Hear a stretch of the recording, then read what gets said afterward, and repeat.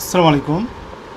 আমি মোহাম্মদ শাকিলুর রহমান, প্রভাষক, হিসাব বিজ্ঞান বিভাগ, হাজি মিসির আলী বিশ্ববিদ্যালয় কলেজ। তো আজকে আমরা ফিনান্স ও ব্যাংকিংয়ের যে চ্যাপ্টারটা আলোচনা করব সেই চ্যাপ্টারটা হচ্ছে cost of capital. Cost of capital জানার পূর্বে তো আমরা কিছু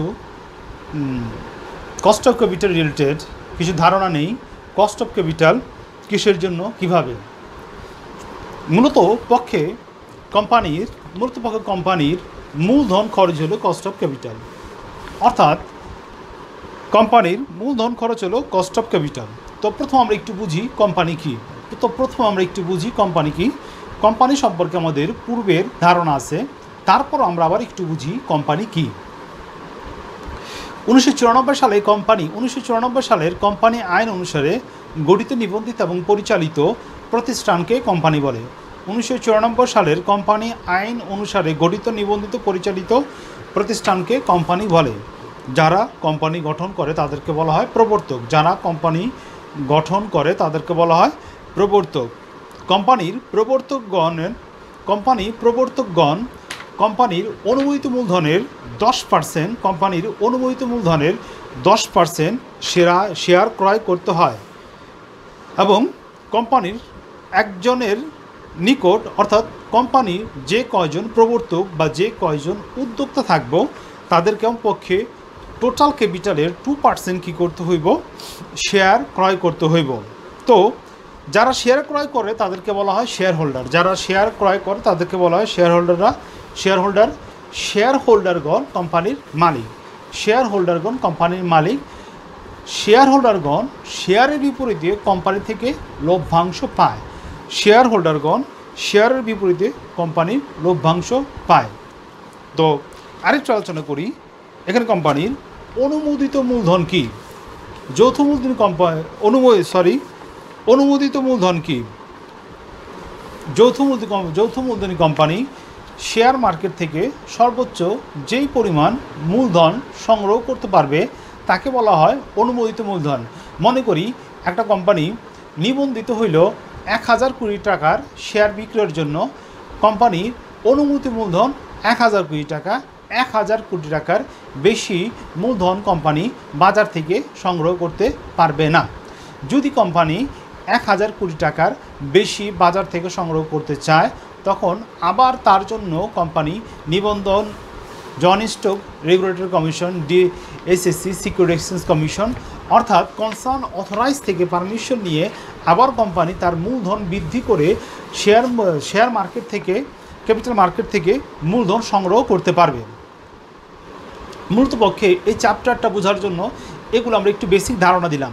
এখন আমরা চলে যাব কস্ট অফ ক্যাপিটাল সম্পর্কে। তো এখন আমরা আলোচনা করতে যাচ্ছি কস্ট অফ ক্যাপিটাল কি। কোন একটি নির্দিষ্ট উৎস থেকে মূলধন সংগ্রহ করলে সেই উৎসের জন্য মালিকদের প্রতিদান হিসেবে যে অর্থ প্রদান করা হয় তাকে কস্ট অফ ক্যাপিটাল বলে। অর্থাৎ কোম্পানি যদি কোনো সোর্স অফ ক্যাপিটাল থেকে তার মূলধন সংগ্রহ করে, তার বিপরীতে কোম্পানি মূলধন সরবরাহকারীদেরকে যে প্রতিদান বা যে অর্থ প্রদান করে তাকে বলা হয় কস্ট অফ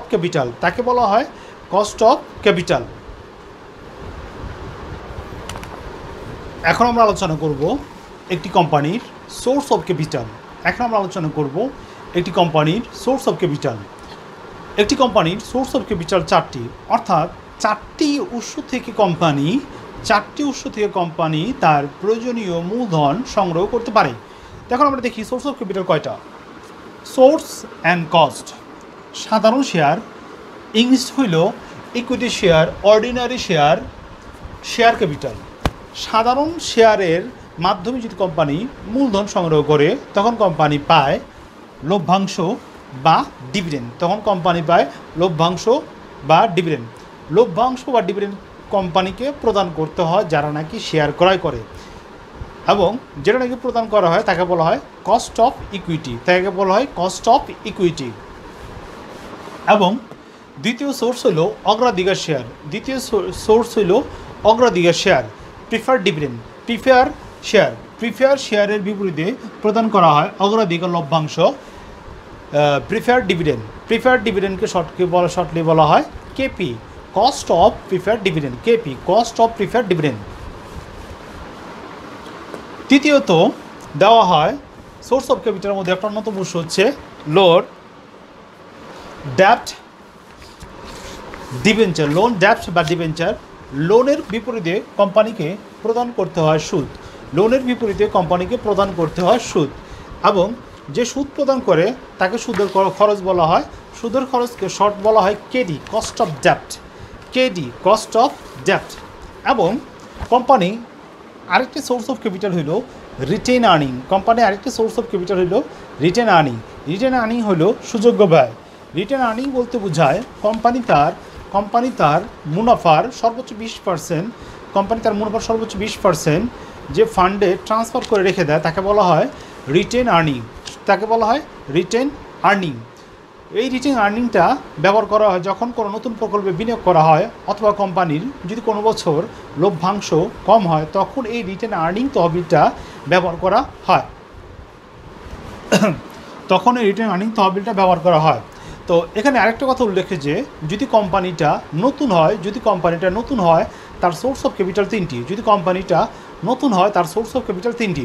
সোর্স অফ ক্যাপিটালগুলো হলো সাধারণ শেয়ার, অগ্রাধিকার শেয়ার, লোন। সাধারণ শেয়ার, অগ্রাধিকার শেয়ার এবং লোন। নতুন কোম্পানি করতে সোর্স অফ ক্যাপিটাল তিনটি। এবং সংরক্ষিত আয় নতুন কোম্পানি থাকে না, কারণ সংরক্ষিত আয় তো তৈরি হয় প্রত্যেক বছরের মুনাফার দ্বারা। তো প্রথমত যদি নতুন কোম্পানি হয় তখন কোম্পানির সোর্স অফ ক্যাপিটাল থাকে না। সোর্স অফ ক্যাপিটাল তিনটা।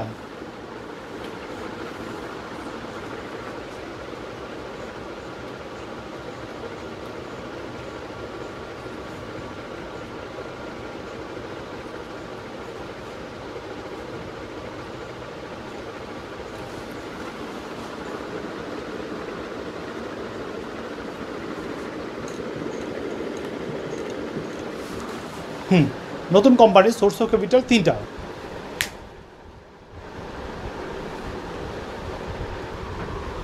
এখন আমরা আলোচনা করব অর্থায়নের উপর মূলধন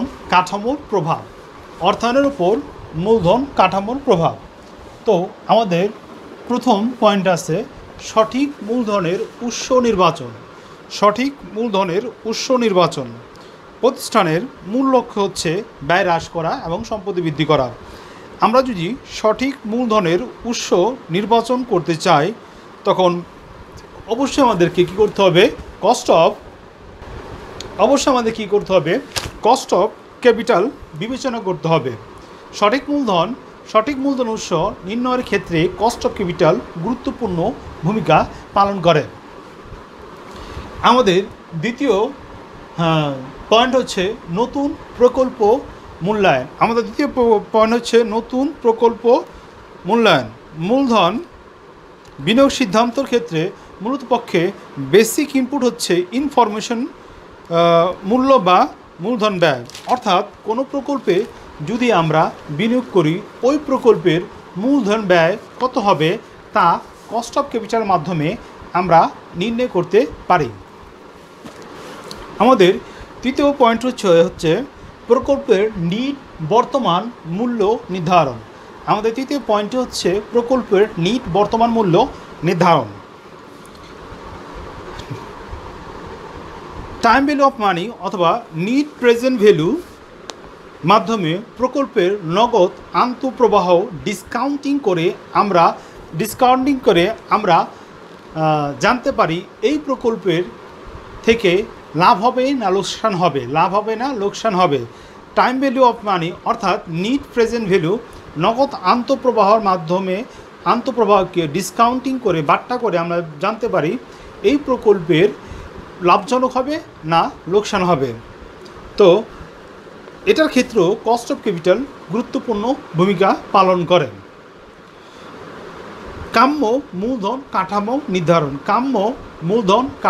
নির্ধারণ। তা আমরা জানি অপটিমাম কস্ট অফ ক্যাপিটাল হলো এমনভাবে ক্যাপিটাল স্ট্রাকচার সাজানো যেখানে ওভারঅল, যেখানে সামগ্রিকভাবে মূলধন ব্যয় কম হয়, যেখানে সামগ্রিকভাবে মূলধন ব্যয় কম হয়। Cost of capital overall cost of capital নির্ণয়ের ক্ষেত্রে গুরুত্বপূর্ণ এবং ভালো পালন করে অথবা সহায়তা করে থাকে। লভ্যাংশ প্রদান, শেয়ার হোল্ডারের মধ্যে লভ্যাংশ বিতরণ করা হবে, সেটা কত পার্সেন্ট হবে এবং সেটা অনেকাংশে কস্ট অফ ক্যাপিটালের উপরে নির্ভর করে, সেটা কস্ট অফ ক্যাপিটালের উপরে নির্ভর করে। যদি অপটিমাম ক্যাপিটাল স্ট্রাকচার কম, যদি অপটিমাম ক্যাপিটাল স্ট্রাকচার কম হয় তখন কোম্পানি লভ্যাংশ অধিক পরিমাণ প্রদান করতে পারে। আমাদের 6 নম্বর পয়েন্ট হচ্ছে প্রাতিষ্ঠানিক নিয়ন্ত্রণ। মূলধন কাঠামোর উপর নির্ভর করে মূলধন কাঠামো কতটা নিজস্ব মূলধন থাকবে, কতটা লোনকৃত মূলধন থাকবে এবং মূলধন কাঠামোর বিন্যাসের উপর প্রাতিষ্ঠানিক নিয়ন্ত্রণ বজায় থাকে। অর্থাৎ যদি কোম্পানির ক্যাপিটাল